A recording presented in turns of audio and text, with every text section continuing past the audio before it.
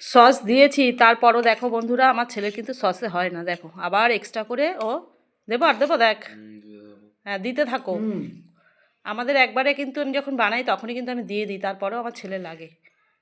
আর দেবো আর দেবো, আচ্ছা মুখে দিয়ে বল কিরকম হয়েছে। আজকেরটা কিন্তু একদম পাস্তা আর চাউ দুটো নিয়ে একদম বাঁধাকপি, বিনস, গাজর, ক্যাপসিকাম সব দিয়েই কিন্তু আজকে দেখো টিফিনটা হয়েছে। আর ছেলে খেতে চলে এসছে। আর এই দেখো আমার শাশুড়ি, এই যে উনি কোনো চামচ দিয়ে উনি খেতে পারে না, হাত দিয়েই খাচ্ছে।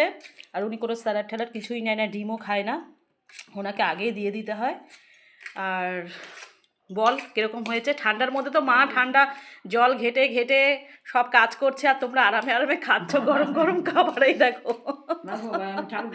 ঠান্ডা, সত্যি ঠান্ডার মধ্যে বন্ধুরা ইচ্ছা করে না আর কাজকর্ম করতে, জানো তো, মনে হয় কি চুপচাপ গিয়ে শুয়ে থাকি। কেমন লাগছে বল? ভালো হয়েছে, তুই খেতে চাস না, ওর জন্য তো এইভাবে দিলাম যেন খেতে পারিস, একটু পেটে একটু যায়। তুই তো কোনো সবজি খেতে চাস না। কেমন হয়েছে বন্ধুদেরকে বল? ভালো হয়েছে।